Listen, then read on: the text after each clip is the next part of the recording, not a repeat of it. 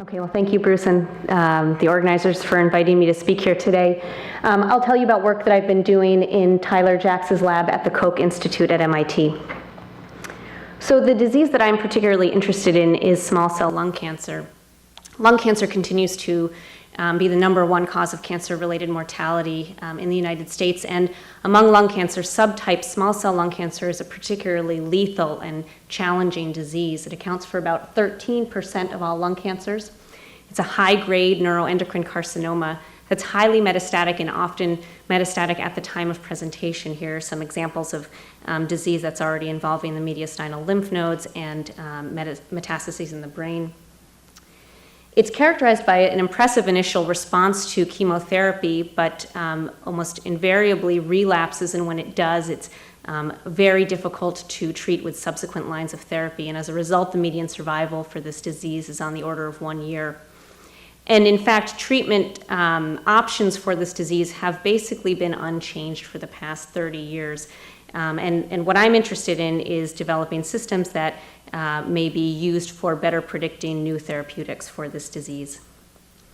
So what I'll do today is introduce you to a genetically engineered mouse model that we use to study small cell lung cancer in the lab, and then talk about an interesting story that we're developing in collaboration with Jeff Engelman's group to study a combination therapeutic strategy to treat small cell lung cancers, and then show you some of our early in vivo data using our genetically engineered mice to test this strategy. Okay, so as I mentioned, our research platform is a genetically engineered mouse model of small cell lung cancer. These animals are engineered such that they carry LOXP or floxed alleles of 2 key tumor suppressor genes, RB1 and P53. And this is a model that was actually originally developed by the Burns lab about 10 years ago. These floxed alleles are actually fully functional. There we go. These are fully functional in every cell of the animal until we introduce a Cre recombinase, and this enzyme works to act on these LOXP sites to delete key portions of these genes and leave these genes left in inactive form. And we direct Cre recombinase to specific cell types by actually introducing it via an adenoviral vector intratracheally into these mice, and actually specifically then direct Cre expression to neuroendocrine cells in the lung. And by doing this, we're able to specifically delete these genes just in pulmonary neuroendocrine cells.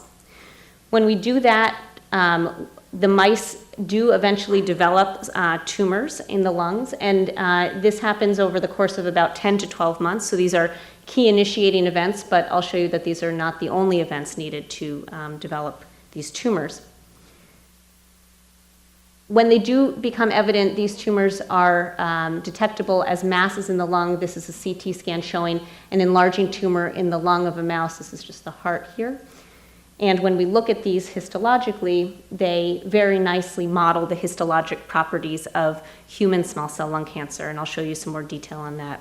I'll just take an aside here to mention that the reason we think this is a very powerful preclinical model is because these tumors develop in the context of the normal lung environment. They have normal tumor microenvironment, they interact with the immune system, and we think that because of this, they may be more accurate preclinical models than, for example, xenografts that have traditionally been used to test therapeutics for this disease.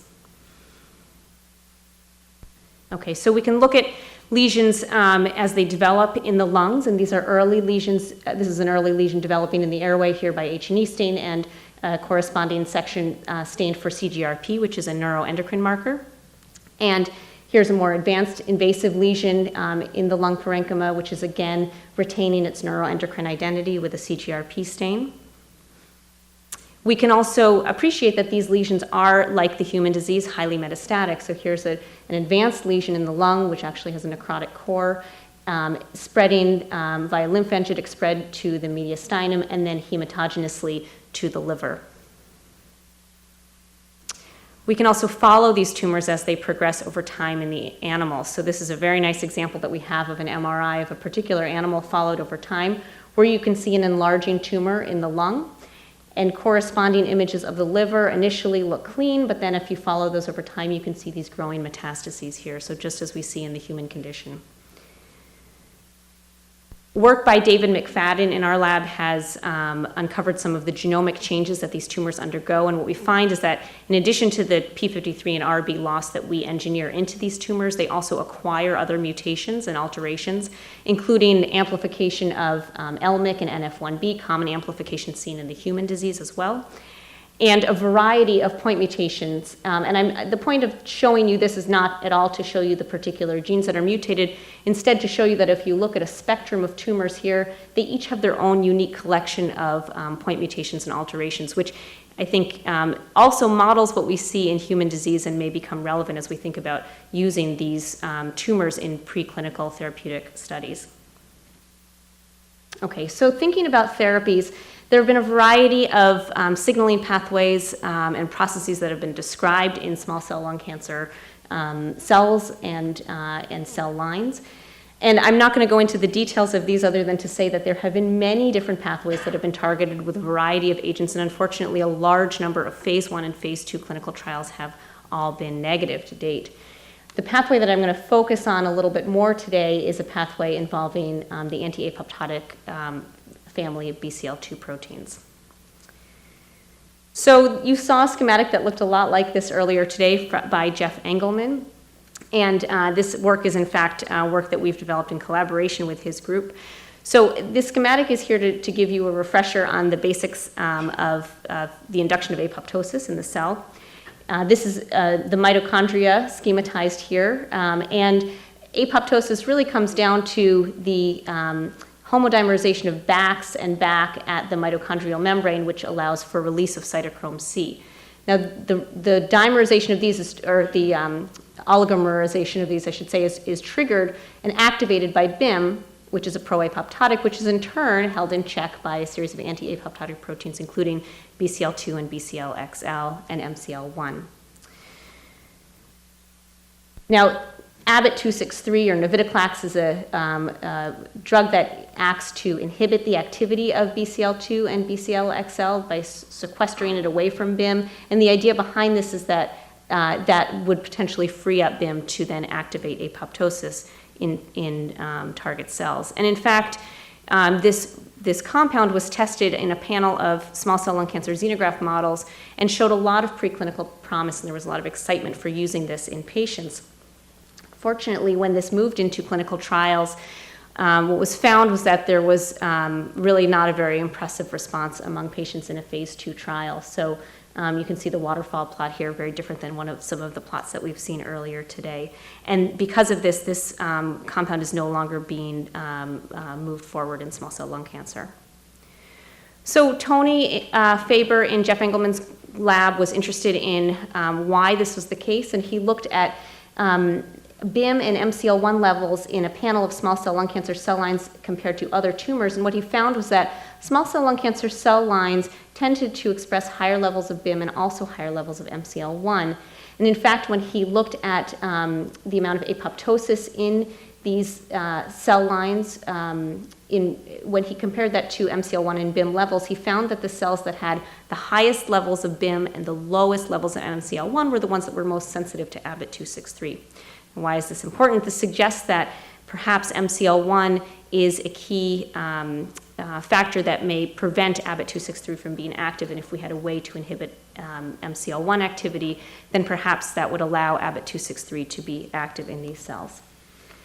So he tested this hypothesis by actually using an mTOR inhibitor. mTOR1, as it turns out, is required for phosphorylation of 4-ABP1, which then in some cell types helps to induce translation of the MCL1 transcript. So if you inhibit mTOR1, this can reduce MCL1 protein levels in some cell types, and it's not clear why this is active in some and not others. But what he found is that when he looked at a panel of small cell lung cancer cell lines, in fact, by administering AZD8055, the TORC inhibitor, he did see reduction in MCL1 levels, and this was seen in a panel of different cell lines. So the idea, again, is that if you combine ABT-263 and AZD8055, you can fully free up BIM to enable BACs and BAC oligomerization, and induction of apoptosis.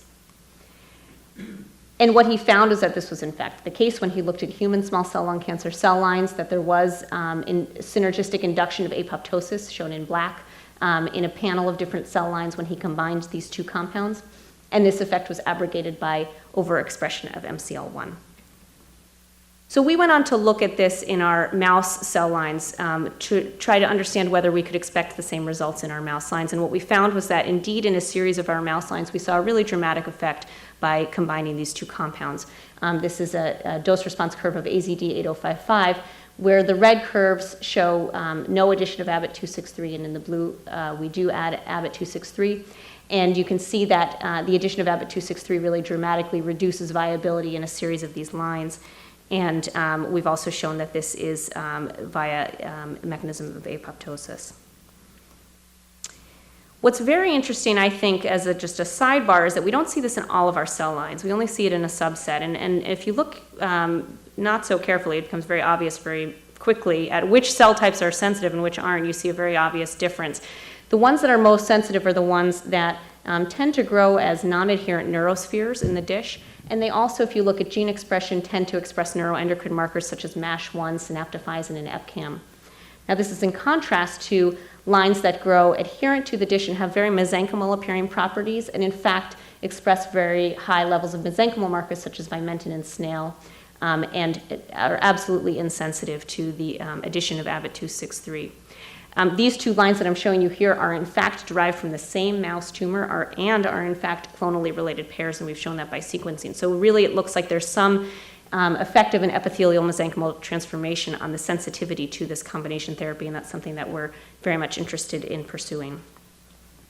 Okay, so what about testing this in mice? I'm going to show you two different examples of how we have been testing this approach in mice.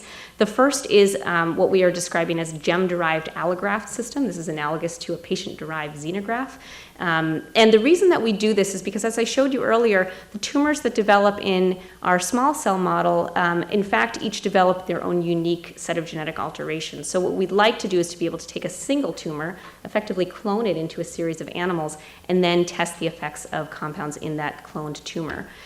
We like the idea of this as opposed to doing mouse transplants or xenograft transplants, because these tumors in the, in the way that we do this have never seen plastic. They've never been grown in tissue culture, and therefore they've never been undergone any sort of selection in culture or other alterations that tissue culture can induce. So when we do this, we find that we can actually very nicely clone tumors histologically, and we're looking into whether these in fact maintain the same genomic and gene expression characteristics.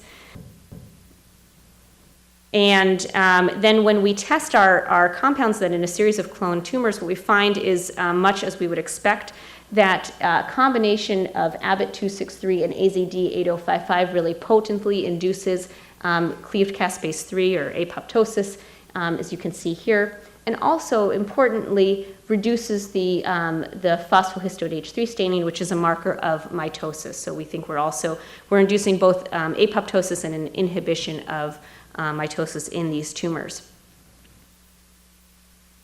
This is an example of one GEMM-derived allograft series of tumors where two of the tumors were treated with the combination therapy and two were untreated. And what you could see is that the untreated tumors continued to grow in size, whereas the treated ones really dramatically regressed. And when we looked histologically after only 14 days, what you can see is that the tumor that regressed really was almost fully replaced by a fibrotic stroma, whereas the untreated one continued to maintain a very nice, healthy, small cell lung cancer appearing histology. Looking overall at the tumors that we've treated so far with this GEMM-derived allograft system, you can see that the ones that have received the combination therapy have responded much better than the ones that have not. However, if you break this down into the different tumor clones, what you can then appreciate is that, for example, tumor 1 has been much more responsive to the therapy than tumor 2 or tumor 3. And the reason for this is unclear, but we think that the GEMM-derived allograft system actually may give us a nice mechanism or sort of way of testing hypotheses for why this may be the case. So we're now moving to doing, for example, RNA sequencing on these tumors compared to these and these to try to understand what are the gene expression differences that underlie this difference in sensitivity. And this is important because, again, thinking about moving combinations like this into patients, we want to be able to predict in advance who are the patients who are going to be best suited to respond. I'll just end by giving you a little bit of an example of what we're starting to see when we test this in the autochthonous model, so in the mice that actually develop the tumors in the lungs. And we're interested in seeing the range of response in these animals as, in parallel to doing our GEMM-derived allograft studies. And when we test our compounds in these animals, so far we've seen some very nice responses. This is an example that's sort of hard to see up here. Again, it might be easier to see on the screens on the side. But there's a tumor here that after 28 days of treatment has really dramatically regressed. And then another example here of a tumor in this lung here that then again has undergone significant regression after 28 days. So this is a very nice example of tumors responding to a therapy in this model. And this is a genetically engineered mouse model where therapeutics really haven't been tested in any successful way. So we think that this shows some promise for moving this approach forward. And again, we're hoping that we can use this system to try to identify what are the factors that make tumors best poised to respond to this therapy. So I'll summarize what I've told you today. I've shown you that conditional deletion of p53 and RB1 to key tumor suppressor genes in pulmonary epithelial cells in mice actually initiates tumors that model the histologic, molecular, genetic, and clinical features of small cell lung cancer. We're exploring a new therapeutic approach using combination BH3 mimetic therapy and mTOR inhibition to induce apoptosis and growth inhibition in human and mouse small cell lung cancer cell lines. And when we look in vivo, both through these subcutaneous GEMM-derived allografts and in the native lung environment in our autochthonous models, we can see that tumors do demonstrate sensitivity to the combination therapy strategy. And we're hoping that we'll be able to use this preclinical system to really define how best to design a clinical trial with, for example, this therapy or other similar therapies moving forward. So I'd like to thank my advisor, Tyler Jackson, others in the lab. And again, all of this work that I showed you with the combination therapy has been a collaboration with Tony Faber in Jeff Engelman's lab. Thank you.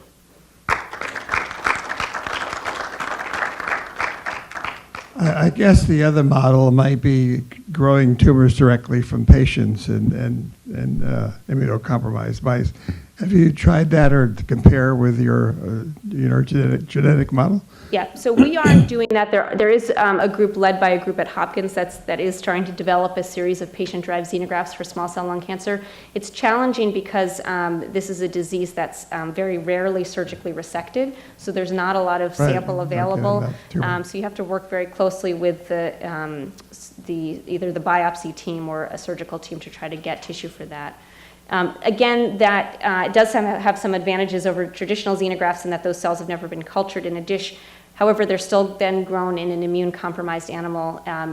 May or may not be relevant really for this type of therapeutic strategy, but for others where the interplay with the immune system and the tumor microenvironment are really relevant, the genetically engineered model may offer some advantages. Yes? So, I don't know if you were here this morning or not, but Jeff, I think we talked about this idea of taking essentially every drug that's known that can affect this disease and not necessarily throwing them all in it at once in patients, but some combinatorial type approach. But here you could just ask the question. If you take everything that we've heard about and treat this illness simultaneously, do you affect any different outcome? Is that something you're talking about in your lab? You mean doing it directly in the mice? Or? So I think it's a theoretical possibility. It actually is not as trivial as it may seem in theory. Are you thinking about doing it? Well, I think we're thinking about doing it with a more directed approach, not so broadly. I think that it would require a large infrastructure to do on the scale that you're indicating, and that's something that may not really be possible to do in an academic lab with the resources that we have, because it would just require so many mice and so much resources. But I think it's a great idea if there are the resources available to do it. Okay, two more questions. I had a question about your combination studies that you did with the BCL2 inhibitor and the mTOR inhibitor, where Yep. we saw synergy. If you substituted an allosteric mTOR inhibitor or a PI3 kinase inhibitor, would you see the same results? So I don't know about the allosteric inhibitor. The PI3 kinase inhibitor, I believe Tony has done those, and I think he has not seen that same synergy with the PI3 kinase inhibitor. Lou, did you have a question? Yeah. So in your model, or in general in the mouse models that are now engineered to be at least some of the lesions that are recurrent in human tumors, what is the findings on the heterogeneity within an individual mouse? Do you see the degree, if you do really deep sequencing, do you see these subclones that we see basically every time we look in humans? Yes, so in fact, we do see a great deal of heterogeneity within individual tumors, and we can identify subclones, for example, in a primary tumor that then become clonally amplified in a metastasis within a single mouse. So that same process of heterogeneity within a primary tumor and then clonal selection in metastases occurs in our mouse models. That's wonderful. Yeah. Make some better models. Yeah. Very powerful models. Okay, we better go on to the last talk. We're a few minutes late.